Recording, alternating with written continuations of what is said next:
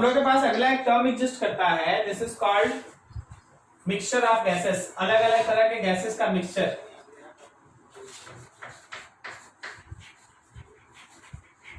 Calculation for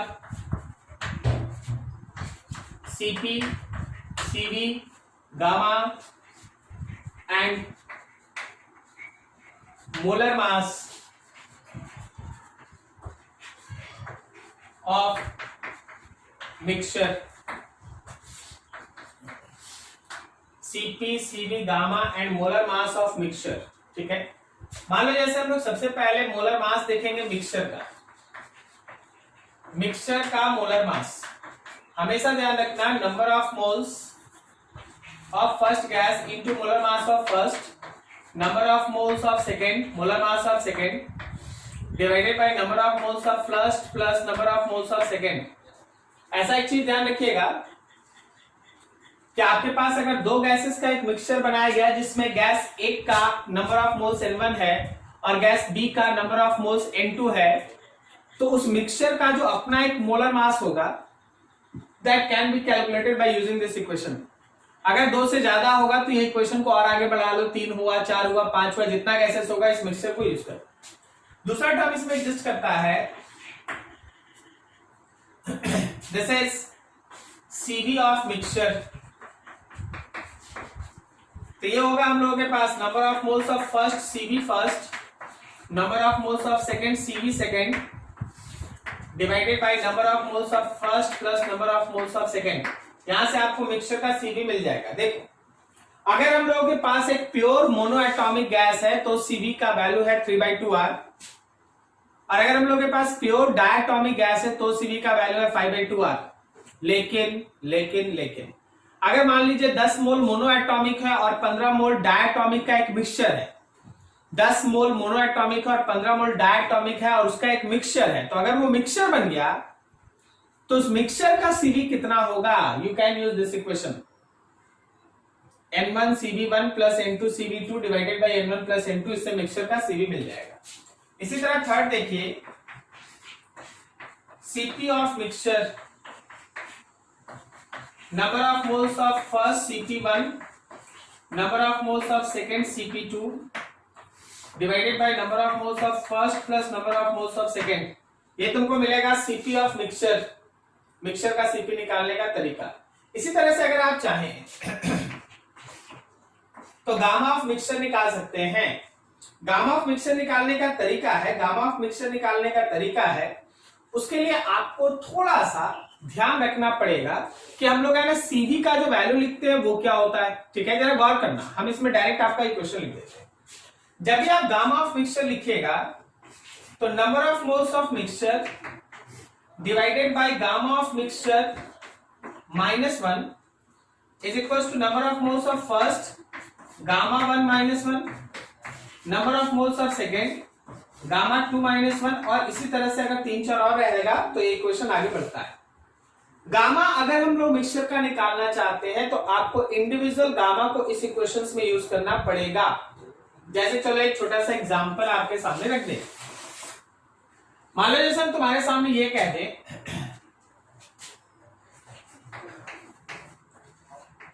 3 moles of helium is mixed with 6 moles of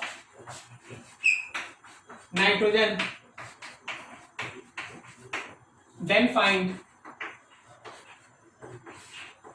molar mass of mixture, Cv of mixture, Cp of mixture and fourth gamma of mixture।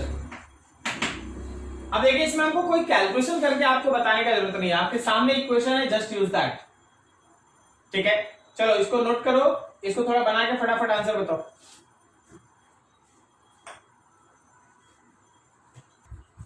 तो देखिए इसमें जो पहला आया होगा हम लोगों का वो है मोलर मास मिक्सचर का, क्या वो 3 × 4 + 6 × 28 बाई 3 प्लस 6 है। कितना है, कितना है बोलो, कितना आया?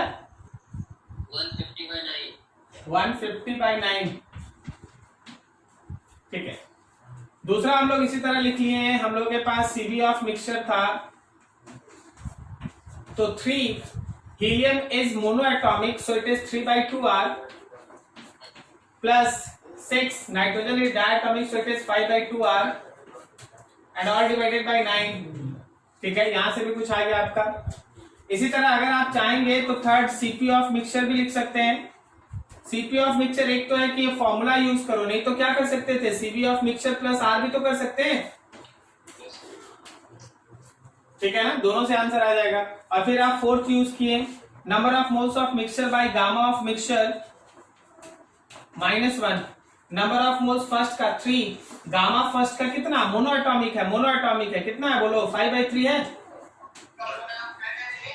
प्लस 6, सेकंड वाला डायटॉमिक है तो क्या वो 7/5 है। सॉल्व किए, जो आया वही आंसर। तो एकदम खाली फॉर्मूला याद रहेगा, सब छोटा छोटा क्वेश्चन तुरंत बनता है। क्लियर है? मिक्सचर को लेके आप इस तरह से डिस्कशन को आगे प्रोसीड करते हैं। कोई भी मिक्सचर रहा, always you have to proceed in this way. अगर कोई भी मिक्सचर रहा, आपको इसी तरीके से चलना है। सुनिए, देखिए और समझिए। नेक्स्ट कॉन्सेप्ट हम लोग के पास वर्क, वर्क के बारे में डिस्कशन होगा।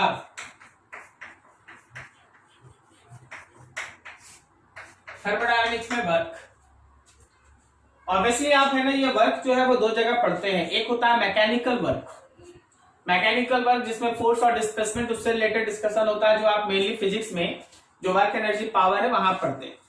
लेकिन दूसरा होता है जो हम लोग, जिसको हम लोग पीवी वर्क कहते हैं, जो हमारे गैसेस स्टेट में प्रेशर और वॉल्यूम के चेंज, टेम्परेचर के चेंज, इन सब की वजह से होता है। हम लोग थर्मोडायनामिक्स में उसी तरह का PV work type of discussion करते हैं। यहां कोई फोर्स और डिस्प्लेसमेंट वाला मैटर नहीं आता, यहाँ प्रेशर, वॉल्यूम, टेम्परेचर, इन सब पे based how we can find work done on system और बाय सिस्टम, हम लोग ये निकालते हैं। सबसे पहला और इंपॉर्टेंट चीज है इसका साइन कन्वेंशन, वहीं से आप स्टार्ट करो। देखो हमारे पास दो चीज होता है, एक है हम लोगों के पास, मान लो ये सिस्टम है, एक सिस्टम है। सिस्टम एक्सपेंड करता है, एक्सपेंशन ऑफ सिस्टम,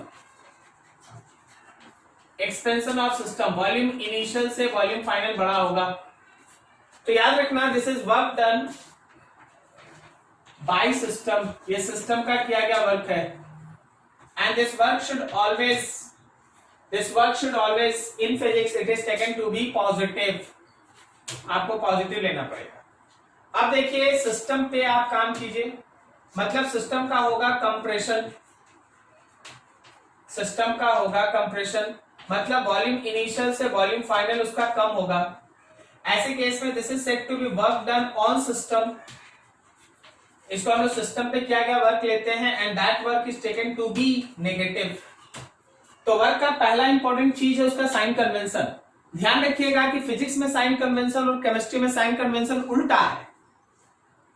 फिजिक्स में है कि अगर एक्सपेंशन होगा तो वर्क पॉजिटिव है, और फिजिक्स में है कंप्रेशन होगा तो वर्क नेगेटिव है, केमिस्ट्री में उल्टा है। ठीक है, तो आपको फिजिक्स वाले क्वेश्चन में फिजिक्स वाला कॉन्सेप्ट लगाना है। अब यहां से थोड़ा आगे बढ़ो, वर्क का हम लोग जनरल तौर पे जो कैलकुलेशन करते हैं, ठीक है, थिंक अबाउट दैट। सबसे पहला टर्म है this is called PV work, PV work, and that work can be written as, work done is written as P external into change in volume, P external into change in volume। ठीक है, so this work can also be written as P external volume final minus volume initial, volume final minus volume initial। थोड़ा और इसको proceed करो और आगे बढ़ाओ। अच्छा, डेरिवेशन स्किप कर दिए, हाँ डेरिवेशन स्किप किया हुआ, ध्यान रखिए। अभी हम लोग इसको और आगे बढ़ाते हैं तो देखिएगा, so this work can also be written as P external volume final minus volume initial. जरा आ जाओ गैस को लेके, फॉर आइडियल गैस। चलिए आइडियल गैस का बात कर ले। हम लोग पढ़े क्या, PV इक्वल्स टू nRT। तो अगर हमको यहाँ पे वॉल्यूम लिखना हुआ तो वॉल्यूम को हम लिख सकते हैं ना, nRT by P। तो याद रखिएगा कि ये वर्क का एक दूसरा इक्वेशन आपके सामने बन गया, P external nRT by pressure final nRT by pressure initial, nRT by pressure final, nRT by pressure initial. यहां पे एक बहुत इंटरेस्टिंग चीज है, वो सीखना होता है, समझना पड़ता है। इतना पीपी सब है, सबका मीनिंग क्या है? मान लो एक गुब्बारा है आपके पास, आपके पास एक गुब्बारा है और उस गुब्बारे पे बाहर से आप प्रेशर डाल के रखे हैं 4 एटीएम और गुब्बारा रुका हुआ है, इसका मतलब अंदर भी प्रेशर है 4 एटीएम। सडनली आप उसको ठीक है, अचानक से उसके अंदर से गैस लीक स्टार्ट होता है, तो पी एक्सटर्नल तो वही 4 एटीएम रह गया, लेकिन अंदर जो शुरुआत में 4 एटीएम था, गैस लीक होने की वजह से लगातार प्रेशर कम पड़ा, तो पी एक्सटर्नल उसको दबाया। थोड़ी देर के बाद पता चला कि उसका फाइनल प्रेशर अंदर में है 2 एटीएम, जबकि बाहर पी एक्सटर्नल था। तो याद रखना, समझना कि पी एक्सटर्नल नहीं बदलेगा, लेकिन पी इनिशियल और पी फाइनल टेम्परेचर के हिसाब से बदलेगा। जो आप यहां पे P initial and P final देख रहे हैं, this is pressure of gas, ये गैस का प्रेशर है, ठीक है, ये गैस का प्रेशर है। अब यहां पे एक इंपॉर्टेंट चीज आता है, वो होता है रिवर्सिबल और इरिवर्सिबल सेक्शन, रिवर्सिबल और इरिवर्सिबल पोर्शन। जब आप इस कॉन्सेप्ट को यूज करते हैं, याद रखिए कि वर्क डन इज इरिवर्सिबल। बोले सर इसका कारण बताइए। रिवर्सिबल और इरिवर्सिबल में जब आप इरिवर्सिबल वर्क का बात करते हैं, वो तुरंत होता है, तुरंत, जो तेजी से हो, और रिवर्सिबल वर्क वो होता है जो बहुत स्लोली होता है, कहीं भी चाहिएगा बदल दीजिएगा। अब देखिए, तुम्हारे उस पर्टिकुलर गुब्बारे पे बाहर वाला प्रेशर 4 एटीएम था और तुम सडनली वहां से गैस का लीकेज स्टार्ट कर दिया, तो तुरंत अंदर का प्रेशर 4 एटीएम से कम हुआ, तो वो गुब्बारा छोटा होने लगा। तो दैट प्रोसेस इज इंस्टेंट, तुरंत होने वाला चीज है। So this is isothermal irreversible work. बोलेगा कोई कि सर आइसोथर्मल क्यों है? आइसोथर्मल इसलिए भाई क्योंकि तुम्हारा टेम्परेचर पे कोई छेड़छाड़ नहीं हो रहा, temperature constant, so it is said to be isothermal irreversible work. P external है। आइसोथर्मल में तो प्रोसेस बहुत स्लो होता है। कौन बोल दिया आइसोथर्मल में प्रोसेस स्लो होता है? रिवर्सिबल में प्रोसेस स्लो होता है, इरिवर्सिबल में फास्ट होता है, समझे? तो ये हमारा आइसोथर्मल इरिवर्सिबल है। हम थोड़ा अगला लाइन लिखे, तुमको समझ में आ जाएगा, ठीक है? चल देख अगला, देख तुरंत समझ में आ जाएगा। अगला एक वर्क होता है, this is called work done in isothermal reversible. Isothermal reversible के केस में वर्क, जब तुम आइसोथर्मल रिवर्सिबल के केस में वर्क डिस्कस करता है, you already derive that 2.303 nRT log B final by B initial. याद आया?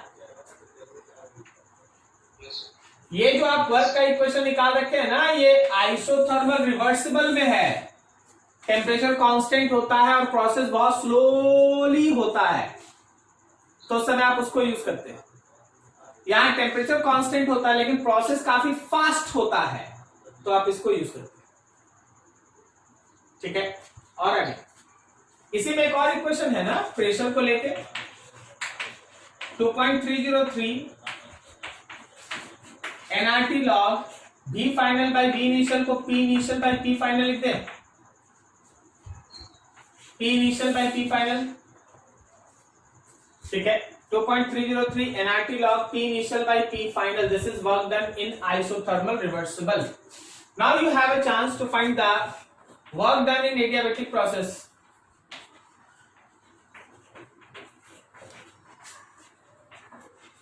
वर्क डन इन एडियाबेटिक प्रोसेस। एडियाबेटिक प्रोसेस में बाहर से हीट उट का एक्सचेंज नहीं होना है। आप अगर सिस्टम पे काम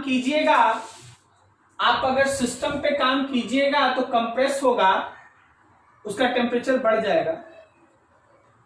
वर्क आपका है नेगेटिव, उसका टेम्परेचर बढ़ जाएगा, ठीक है। और अगर आप सिस्टम से काम लीजिएगा तो अपने अंदर के एनर्जी को खर्च करेगा, वर्क होगा पॉजिटिव और उसका टेम्परेचर घट जाएगा। So you have a relation on the basis of these all aspects. Work is equals to NR by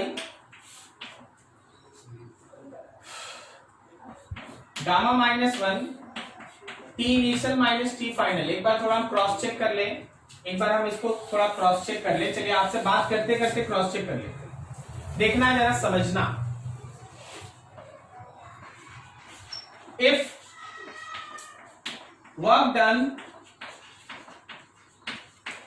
on system, मान लो आप सिस्टम पे वर्क करते हैं, तो आपका जो वर्क है वो सिस्टम पे अगर वर्क किया जा रहा है, सिस्टम पे अगर वर्क किया जा रहा है तो नेगेटिव है, नेगेटिव। सिस्टम पे वर्क करने का मतलब उसका टेम्परेचर बढ़ना, उसका टेम्परेचर बढ़ना। जरा गौर करो, क्या ये टेम्परेचर फाइनल टेम्परेचर इनिशियल से बड़ा होगा? नहीं समझे? देख, गामा तो हमेशा 1 से बड़ा होता है, तो ये प्लस ही होगा, तो यहां पे फाइनल बढ़ेगा, तो ऑब्वियसली W नेगेटिव है तो T फाइनल बड़ा है। इसका रिवर्स सोचो, इसका रिवर्स सोचो। If work done by system, अगर सिस्टम कहीं वर्क किया तो work is taken to be positive, और इसका मतलब ये है कि टेम्परेचर इनिशियल से टेम्परेचर फाइनल कम होगा। तो देखो, इसमें एक बहुत अच्छा लॉजिकल एक स्टेटमेंट भी है, उसको ध्यान रखना। Adiabatic expansion tends to cooling. Line समझ में आया हम क्या बोले? Adiabatic expansion tends to cooling, क्योंकि फाइनल टेम्परेचर कम है।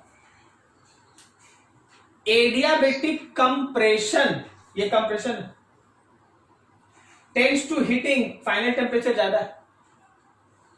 तो ये सब लाइन का एक मीनिंग होता है, उन सबको थोड़ा समझना पड़ता है, ठीक है। तो यहां पे क्या है? Adiabatic compression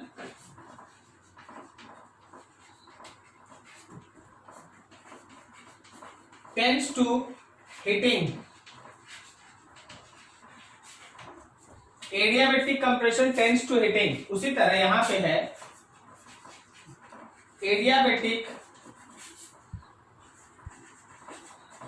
expansion tends to cooling, adiabatic expansion tends to cooling, adiabatic compression tends to heating. एक एक लाइन ध्यान से समझ लीजिए। बाकी वर्क का कैलकुलेशन आप इन्हीं फॉर्मूला सबसे करते हैं, एक ग्राफिकल मेथड है, वो आगे डिस्कस करेंगे। कहीं डाउट है पूछ लो।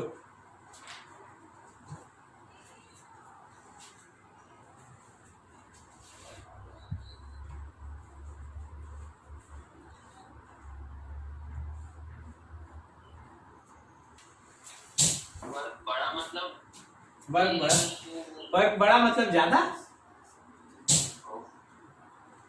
मतलब एक प्रोसेस है, मान ले वॉल्यूम है ना 2 लीटर से 5 लीटर किए, लेकिन एक बार रिवर्सिबल प्रोसेस से किए और एक बार इरिवर्सिबल प्रोसेस से किए, तो वर्क किस केस में ज्यादा करना पड़ेगा? रिवर्स करना पड़ेगा, बस सेम ही करना पड़ेगा सर, बस साइन। अरे यार 2 लीटर से 5 लीटर हुआ तो साइन तो प्लस ही ना होगा। चलिए अब आपके सामने एक कहानी देखिए जरा ध्यान से।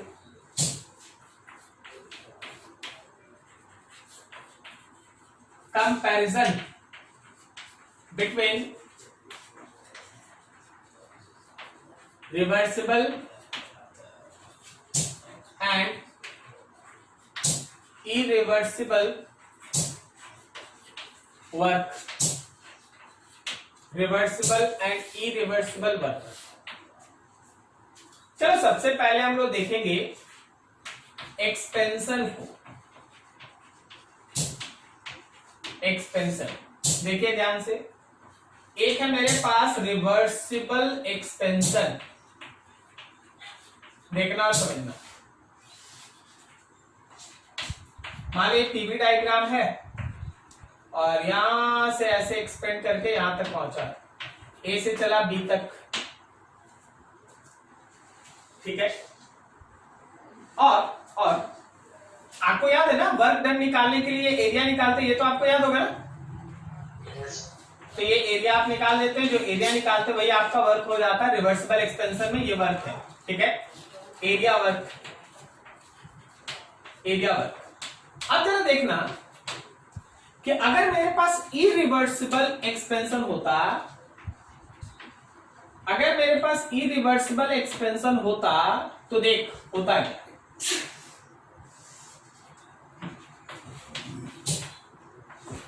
अभी हम लोग देखे ऐसा ऐसा ऐसा ऐसा यहां तक आया।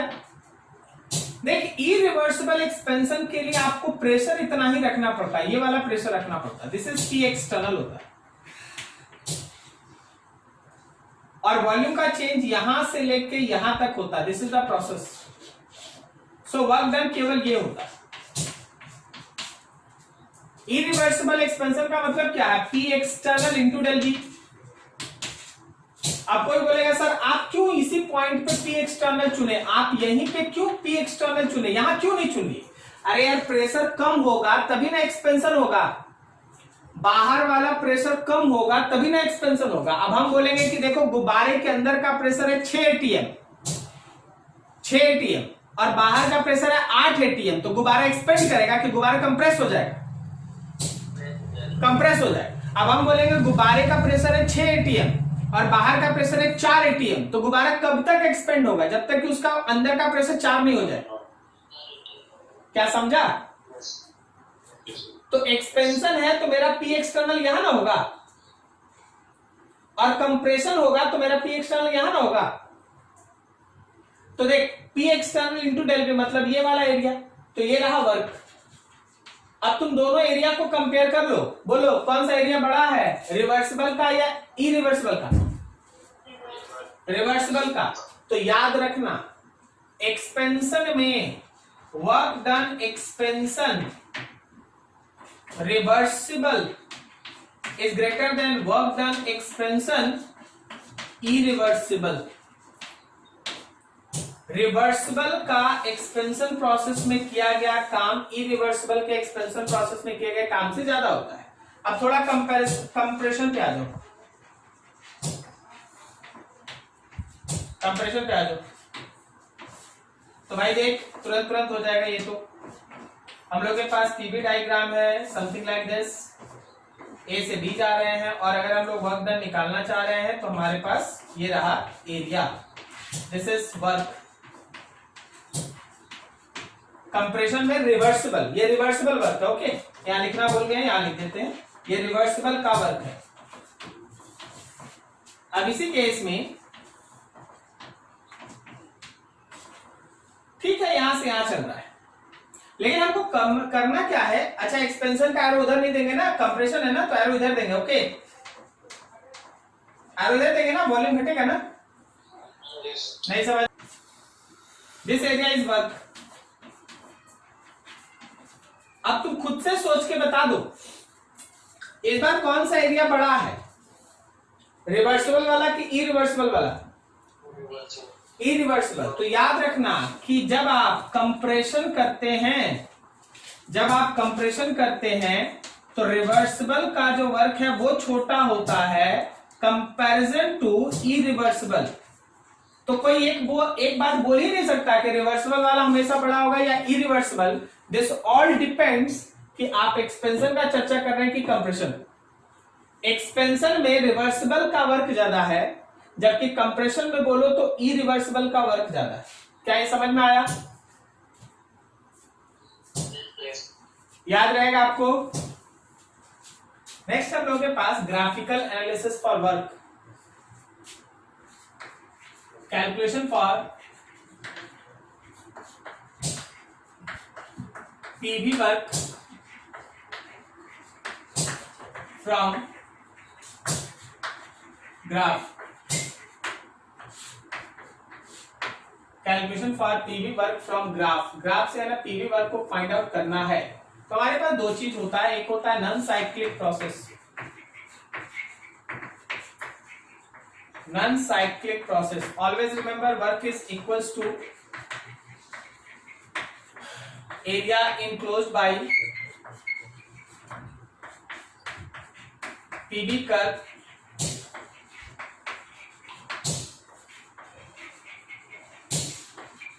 with volume axis, area enclosed by PV curve with volume axis। मान लो जैसे हम लोग के पास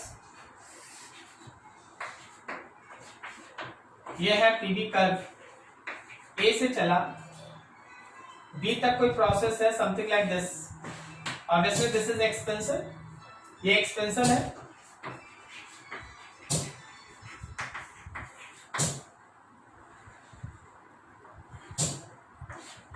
जो भी आप अंदर का एरिया फाइंड आउट किए,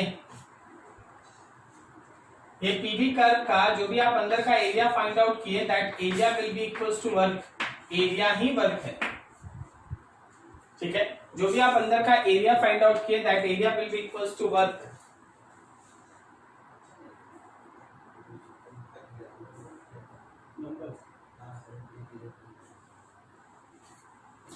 लगा के देखिए। अब देखो, अगर हम लोग इसी केस में एरो से पता चलता है कि एक्सपेंशन हो रहा है कंप्रेशन, जरा गौर करना, इनिशियल वॉल्यूम से ये फाइनल वॉल्यूम बढ़ा है, अगर इनिशियल से ये फाइनल वॉल्यूम बढ़ा है तो ऑलवेज रिमेंबर एक्सपेंशन हो रहा है और ये वर्क। दूसरा है, अगर हम लोगों के पास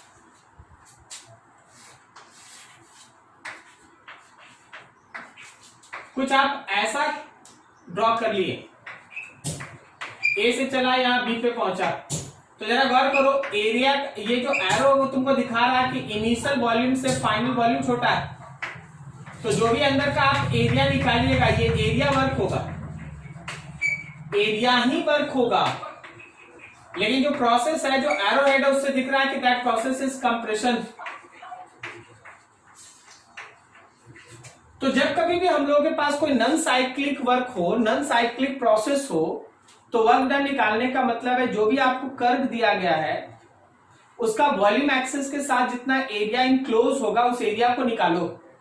अब साइन कैसे देंगे, प्लस माइनस साइन कैसे देंगे, तो अगर हम लोगों के पास एक्सपेंशन है, अगर हम लोगों के पास एक्सपेंशन है तो एक्सपेंशन का वर्क पॉजिटिव, और अगर हम लोगों के पास कंप्रेशन है तो कंप्रेशन का वर्क निगेटिव, हम लोग पहले पढ़ रखे। अब एक और स्टेप आता है, that is cyclic process. For cyclic process, चलिए आपके पास साइक्लिक प्रोसेस है, तो हमेशा ध्यान रखिएगा कि work is equals to area enclose by cyclic loop. जो भी आपके पास साइक्लिक लूप है वो कितना एरिया इनक्लोज करता है, जो भी आपके पास साइक्लिक लूप है वो कितना एरिया इनक्लोज करता है, that will be equals to work. Now see this, now see this is PV diagram and you have a loop like that, A से चला B और B के पास घूम के आ गया, तो जो भी आप अंदर का ये जो एरिया निकालिएगा ना, अंदर का जो ये एरिया आप फाइंड आउट करेंगे, that area will be equals to work, area is equals to work. जो अंदर का आप एरिया निकालिएगा वही वर्क होगा। अभी बात सही है कि जो अंदर का एरिया निकाल लेंगे वो वर्क होगा, लेकिन साइन कैसे डालेंगे, तो साइन के लिए एक छोटा सा ट्रिक याद रखो, अगर क्लॉकवाइज लूप है तो पॉजिटिव और अगर एंटी क्लॉकवाइज लूप है तो निगेटिव, ठीक है। तो यहां पे लूप अगर क्लॉकवाइज है, कौन सा लूप, तो PV loop, PV loop clockwise है, तो याद रखना कि वर्क है पॉजिटिव, और यही पीवी लूप अगर एंटी क्लॉकवाइज है तो याद रखना कि वर्क है नेगेटिव। तो नॉन साइक्लिक प्रोसेस और साइक्लिक प्रोसेस में अगर ग्राफ के बेसिस पे वर्क निकालना पड़ा, you have to proceed in this way. चलो देखो क्वेश्चन।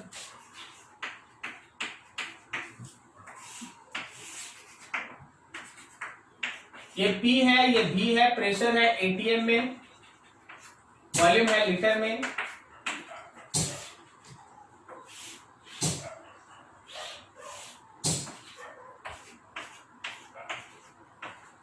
A है, B है, C है, D है। ये सीधा है, हाँ ये सीधा है। यहाँ पे 2 है, यहाँ 6 है, यहाँ मान लो 3 है, यहाँ मान लो 8 है। तुम्हारा काम ये है कि एक प्रोसेस ये है, दूसरा प्रोसेस ये है, तीसरा प्रोसेस ये है। What is the ratio of work in first, work in second and work in third. Note करो इधर, बना फटाफट।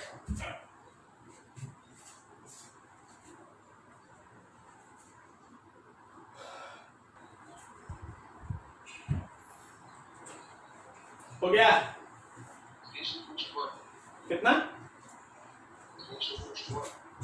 पता नहीं। वर्क डन 1 कितना निकला?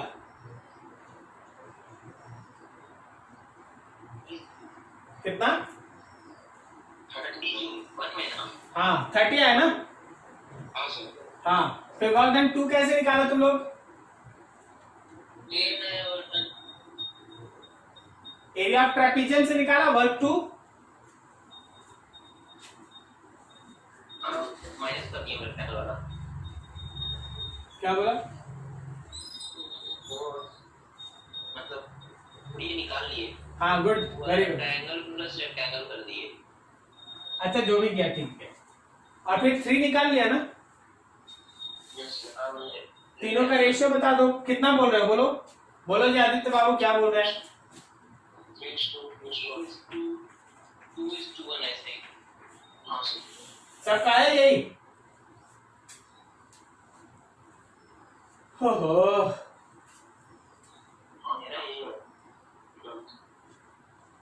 चलो ठीक है भाई।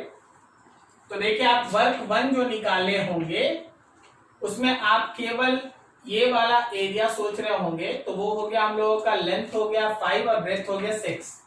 तो 5 into 6 इज इक्वल टू 30। जब आप वर्क 2 निकालेंगे तो आपको ट्रेपेजियम का फॉर्मूला होगा 1/2 sum of parallel sides into height. तो सम ऑफ पैरेलल साइड्स में एक 2 है और एक 6 है, 2 + 6, और हाइट में है 5। तो इससे ये कटा कितना? 8 4 20 आ गया। और वर्क डन 3 जब निकालिएगा तो बस आपको ये छोटा सा रेक्टेंगल चाहिए, तो 2 into 5 10 आ गया। एकदम सही आप जा रहे हैं। तीनों का रेशियो निकालेगा 3:2:1 आएगा। क्या सही है? हाँ, तो ये सिंपल सा क्वेश्चन होता है, आपको है ना वैसे ध्यान रखना चाहिए। और वर्क डन निकालने का कैलकुलेशन ये सामने है। किसी को कोई डाउट यहाँ तक समझने में? सर ये सब में तो नहीं सर, बस रिवर्सिबल वर्क डन है, उसमें एक्चुअल डिफरेंस है क्या? एक्चुअल डिफरेंस क्या है, यही बोल रहे हो ना? हाँ सर, वो नहीं समझ पा रहा। हाँ वेरी गुड। तुम जो सांस लेते हो और तुम जो बोलते हो उसमें डिफरेंस तुमको समझ में आता है? हाँ सर, एक में ना नाक यूज होता है, एक में मुंह यूज होता है, वो वाला नहीं। अकॉर्डिंग टू प्रोसेस, सांस लेने का मतलब होता है धीरे धीरे प्रोसेस, सही।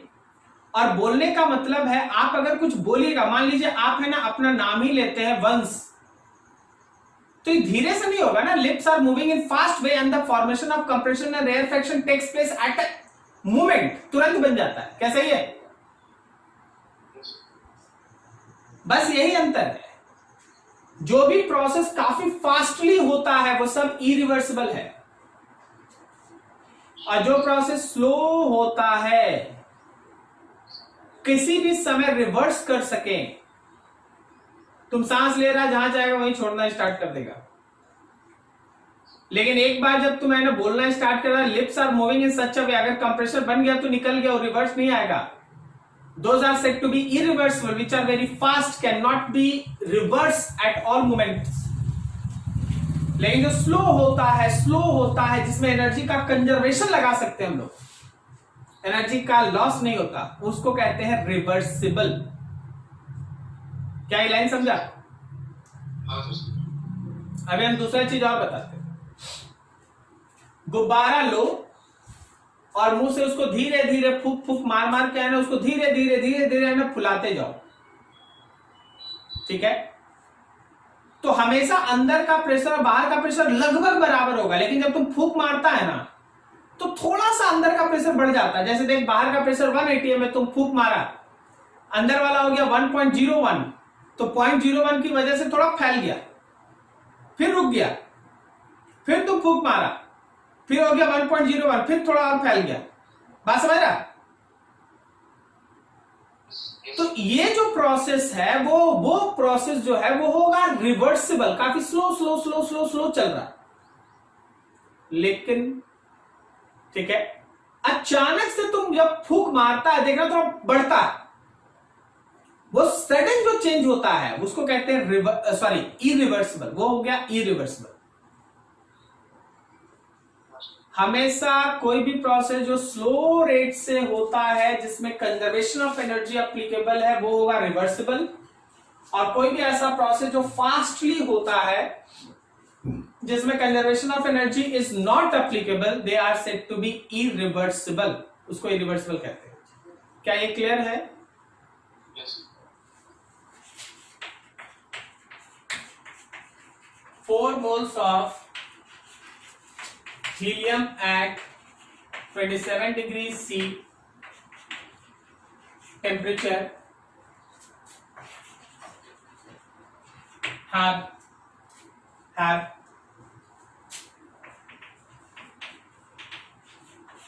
initial pressure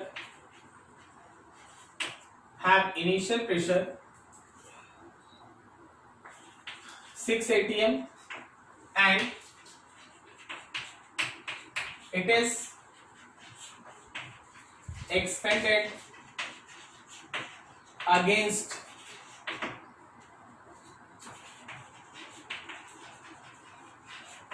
external pressure 4 atm. Find work done when final pressure of gas becomes 5 atm. Question पढ़ो और हमको बस बताओ कौन सा फॉर्मूला लगेगा और क्यों वही लगेगा। बस हमको तुमको ये बताना है कि ये कौन सा फॉर्मूला पे बेस्ट क्वेश्चन है, बाकी कैलकुलेशन वो आप कर लीजिएगा। बताइए सोच के।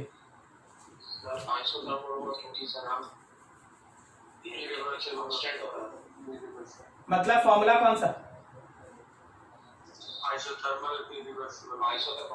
आइसोथर्मल इरिवर्सिबल कि आइसोथर्मल रिवर्सिबल? क्यों इरिवर्सिबल बोला? क्यों इरिवर्सिबल बोला सर? इसलिए क्योंकि 6 एटीएम है और बाहर वाला प्रेशर केवल 4 एटीएम है, तो तुरंत एक्सपेंड करेगा। कब तक वो एक्सपेंड करेगा? अपने से सोच कर बताओ, कब तक वो एक्सपेंड करता रहेगा? जब तक कि उसका अंदर का प्रेशर 4 ना हो। तो बीच में कभी 5 भी तो होगा, 6 से घट के कहीं 5 भी तो होगा। सो क्वेश्चन पढ़ के you have to decide that. और अब ये पैरामीटर सब तुमको हेल्प करता है। This is work done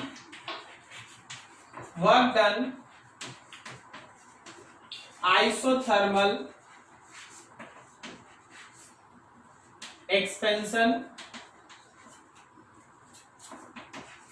irreversible. ये आइसोथर्मल एक्सपेंशन है, इरिवर्सिबल है। So equation of your work is equals to P external nRT pressure final minus nRT pressure initial. बाकी आगे कैलकुलेशन में कर लीजिएगा, आंसर आएगा। ठीक है, दूसरा क्वेश्चन देखिए।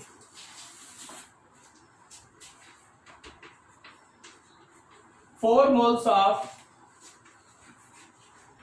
helium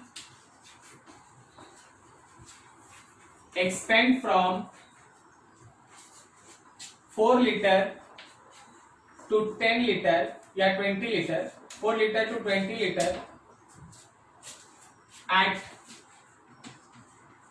constant temperature 27 degree C. Find work. बोलो कौन सा प्रोसेस, कौन सा प्रोसेस, कौन सा formula? Isothermal reversible. Isothermal reversible. कारण क्या है, कोई बाहरी प्रेशर का कोई चर्चा नहीं है. ठीक है, प्रोसेस के बारे में कहीं नहीं बोला गया कि सडन चेंज आपको कुछ लेना है, कोई हिंट ही नहीं है उसके बारे में. So you have to proceed through isothermal expansion.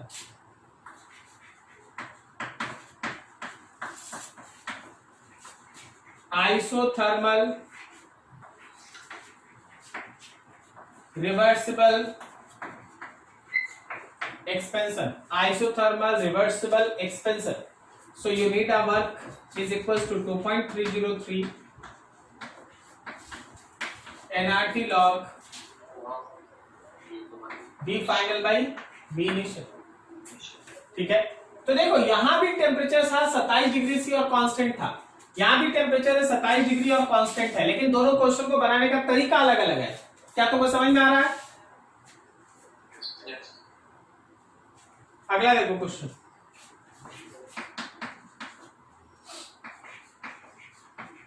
A gas is expanded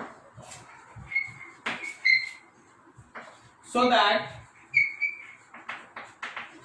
its temperature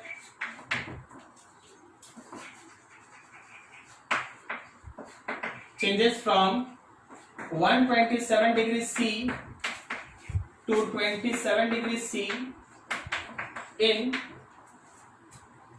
container having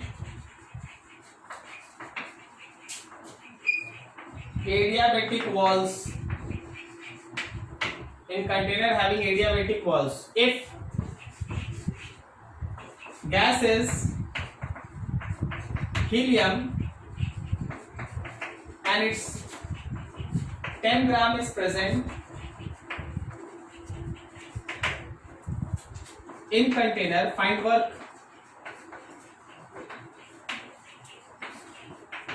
Find work, आपको वर्क निकालना. Can you imagine how you can solve this? अच्छा, क्वेश्चन पढ़ के कोई केवल हमको बता सकता है क्या कि गामा कितना है? क्या सही है? मोनो एटॉमिक है तो 5/3. तो ये तरीका है, ऐसे ही क्वेश्चन होता है, आपको खुद से डिसाइड करना पड़ता है कौन इक्वेशन कहां लगे. ठीक है, नोट करो.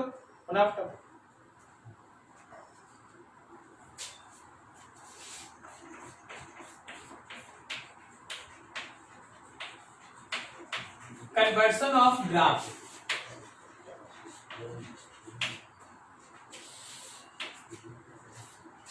सबसे पहले हम एक दो चीज आपको बता दें. आप अगर पीवी ग्राफ बनाते हैं आइसोथर्मल प्रोसेस का, याद रखना वो ऐसा होगा. अब इधर जाओगे तो एक्सपेंशन हो जाएगा, इधर जाएगा तो कंप्रेशन हो जाएगा.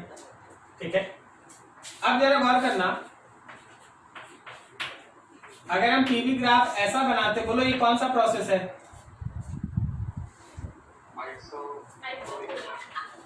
Iso correct, volume constant. ये कौन सा प्रोसेस है?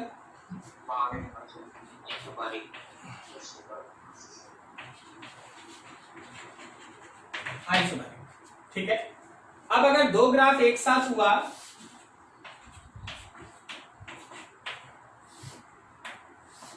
तो हमको बता सकता है कि ए और बी में आइसोथर्मल कौन है? ए आइसोथर्मल है और बी है एडियाबेटिक. अब ये कैसे डिसाइड किया, अगर आपको नहीं मालूम है तो थोड़ा देर वेट कीजिए, हम आपको अलग से बता देंगे. अभी हम दूसरे काम में लगे हुए. ठीक है, ऐसा। अब देख होता क्या, मान लीजिए जैसे हम तुम्हारे सामने एक पीटी ग्राफ दे दिए, और वो पीटी ग्राफ कैसा है भाई, ये रहा है आपका ये पीटी ग्राफ, लाइक दैट, ए से बी, बी से सी, सी से डी, ऐसा बोला क्या। चलो जी इसका पीवी डायग्राम बनाओ, या नीचे 4 ऑप्शन पीवी डायग्राम का दिया हुआ है, कौन सही है टिक करो। तो तुम्हारा बस एक काम है, use this equation PV equals to NRT. अब कैसे यूज करते हैं दिखा रहे, ध्यान से समझ के ना, यहां प्रेशर है यहां वॉल्यूम, यही आपको बनाना है। ए से बी जाओ, ए से बी, ए से बी में प्रेशर कैसा है, कांस्टेंट है, प्रेशर कांस्टेंट है ना, ठीक है। तो याद रखना कि यहां प्रेशर कांस्टेंट वाला एक लाइन खींच दो, यही है ना प्रेशर कांस्टेंट, बोलो जी, ये लाइन प्रेशर कांस्टेंट है ना, नहीं है। अब एरो राइट देंगे कि लेफ्ट देंगे बताओ, ठीक है। अब देखिए प्रेशर कांस्टेंट के लिए तो ये लाइन हो गया। अब जरा गौर करना कि वॉल्यूम और टेम्परेचर प्रोपोर्शनल है, तो अगर इसमें दिख रहा है कि एरो से टेम्परेचर बढ़ रहा है, तो याद रखना कि वॉल्यूम भी बढ़ेगा, सो एरो इज टुवर्ड्स राइट। क्या आपको समझ में आया हम लोग कैसे कैसे काम किए धीरे धीरे। पहले प्रेशर कांस्टेंट बना लिए, अब एरो देना है, राइट दें कि लेफ्ट दें, तो भाई प्रेशर कांस्टेंट है तो वॉल्यूम और टेम्परेचर प्रोपोर्शनल है, अगर टेम्परेचर बढ़ रहा है तो वॉल्यूम भी बढ़ेगा, लाइक दैट। चलो बी से सी, अब बी से सी में क्या है कांस्टेंट, बोलो क्या, टेम्परेचर ना, तो process is isothermal, process should be isothermal, correct है। तो आइसोथर्मल के लिए हम लोग 2 कर्व बना सकते हैं, एक ऊपर बना सकते हैं, एक नीचे बना सकते हैं, या तो यहां से ऊपर जाएंगे नहीं तो नीचे जाएंगे, यही ना करेंगे। अब ऊपर जाएंगे कि नीचे जाएंगे उस पर जरा गौर करो। बी से सी में प्रेशर घट रहा है ना, तो देख यहां से अगर ऊपर गया तो प्रेशर बढ़ जाएगा, लेकिन यहां से नीचे जाएंगे तो प्रेशर घटेगा, तो नीचे जाएंगे। क्या तुमको समझ में आया, सी तक पहुंच गए, सी तक पहुंच गए। अब सी से डी फिर से देखना, प्रेशर कांस्टेंट है,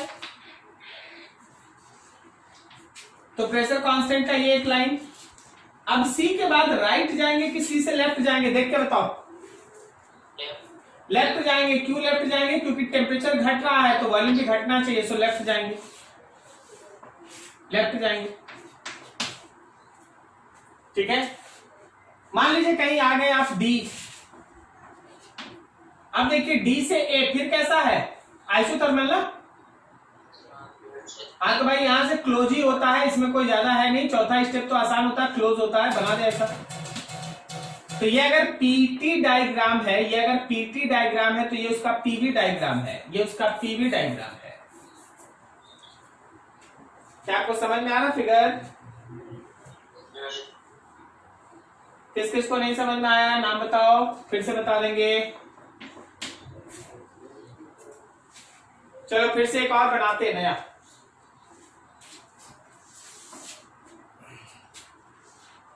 मान लो मेरे पास एक कोई ग्राफ है कुछ इस तरह से, VT डायग्राम, V और T ले लो, and your graph is something like that.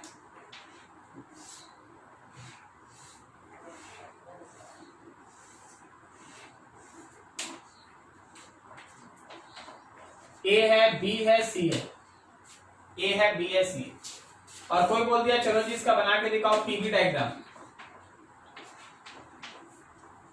सबसे पहले तो ideal expression PV equals to NRT लिख ही लिया जाए। ए से बी वॉल्यूम और टेम्परेचर प्रोपोर्शनल ना, क्योंकि स्ट्रेट लाइन है। वॉल्यूम और टेम्परेचर प्रोपोर्शनल तभी होगा जब प्रेशर कांस्टेंट हो, तो प्रेशर कांस्टेंट अब बता, वॉल्यूम बढ़ रहा है कि घट रहा है? बढ़ रहा है ना, तो वॉल्यूम बढ़ने के लिए एरो राइट। क्या आप समझे?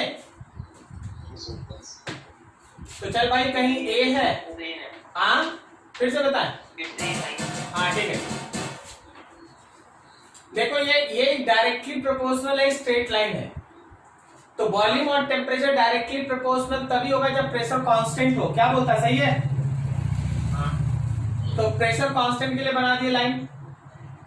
अब एरो राइट दे कि लेफ्ट, तो जरा इसका एरो देखो, एरो देखो, वॉल्यूम बढ़ रहा है कि घट रहा है? तो एरो राइट देंगे तभी ना बढ़ेगा। सही है जी? ठीक है। अब बी से सी देखिए, बी से सी वॉल्यूम कैसा है? कांस्टेंट है, तो कांस्टेंट वॉल्यूम का ये ग्राफ होगा। अब ऊपर होगा कि नीचे, चलो बात कर लेते हैं। बी से सी में बताओ टेम्परेचर का क्या हो रहा है? घट रहा है। तो टेम्परेचर घटेगा तो प्रेशर भी घटेगा कि बढ़ेगा? घटेगा। तो एरो नीचे, तब ना प्रेशर घटेगा। मान ले कहीं पहुंच गए सी पर। अब सी से ए कैसा प्रोसेस? तो मिला दे यार इसको ऐसे। तो आपका ग्राफ ऐसा हो गया। देखिए हम फाइनल आपका ग्राफ छोड़ते हैं।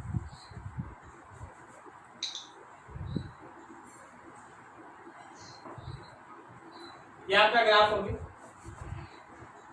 ठीक है। ए के बाद ये पॉइंट बी है, ये सी है, और ये इसका ग्राफ।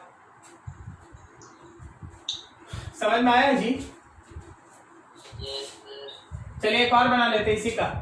बीटी था, पीबी बना दिए, चलो अब एक और बना देते, पीटी बना देते इसी का, पीटी। यहां से चलना, ए से बी में देखो V और T प्रोपोर्शनल, V और T प्रोपोर्शनल, तो P कांस्टेंट, चलो P कांस्टेंट। वॉल्यूम बढ़ रहा है, टेम्परेचर बढ़ रहा है, तो ऑब्वियसली ये बढ़ रहा है, ऐसा चले। ये रहा A से B, देख लीजिए अच्छे से, सब सही है ना? अब बताइए, B से C में वॉल्यूम कांस्टेंट है, तो वॉल्यूम अगर कांस्टेंट है तो प्रेशर और टेम्परेचर प्रोपोर्शनल है। तो डायरेक्टली प्रोपोर्शनल का ग्राफ स्ट्रेट लाइन होगा ना, विथ समथिंग स्लोप। याद रखना कि बस वो लाइन जो है वो ओरिजिन से जाना चाहिए, ओरिजिन से जाना चाहिए, क्योंकि ओरिजिन दिखाता है कि जब एब्सोल्यूट जीरो होगा तो वो वॉल्यूम और प्रेशर भी जीरो हो जाएगा, ठीक है। अब एक डाउट, सर ऊपर जाएंगे कि नीचे आएंगे? चल भाई फिर से वहां चल। बी से सी में वॉल्यूम कांस्टेंट है, लेकिन टेम्परेचर तो घट रहा है। टेम्परेचर घट रहा है, तो टेम्परेचर घटने के लिए ऊपर जाएंगे कि नीचे आएंगे? नीचे आएंगे, ठीक है। अब मान लीजिए कहीं आप सी पहुंच गए, अब बोलिए सी से एक ऐसा प्रोसेस, आइसोथर्मल के लिए ये लाइन खींचेगा, तो बस यहां से ले जाके क्लोज लूप कर दे। क्लोज लूप है तो क्लोज ही लूप ना बनेगा। तो देखो वो ऊपर वाला VT डायग्राम, उसका अगला देखो PV डायग्राम, उसका अगला देखो PT डायग्राम। क्लियर है? नोट करो अच्छे से, कोई डाउट है पूछ लो।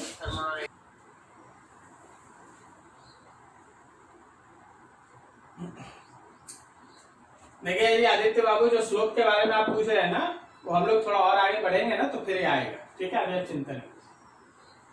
वैसे हम आपको सिंपल बता देते हैं, स्लोप हमेशा आइसोथर्मल का कम होता है। हम एक लाइन में लिख लीजिए, आपको हमेशा शक रहेगा। हमेशा ध्यान रखिएगा कि slope of isothermal process, isothermal curve होता है -P/V, और स्लोप ऑफ एडियाबेटिक प्रोसेस वो हमेशा होता है -गामा टाइम्स ऑफ P/V। तो देखो गामा का मतलब 1 से बड़ा ना, तो याद रखना कि स्लोप जो हम लोगों का आइसोथर्मल होगा वो हमेशा कम होगा, और स्लोप जो होगा एडियाबेटिक का वो हमेशा बड़ा होगा। इसलिए जिसका स्लोप ज्यादा था वो एडियाबेटिक है, जिसका कम है वो आइसोथर्मल है। क्लियर?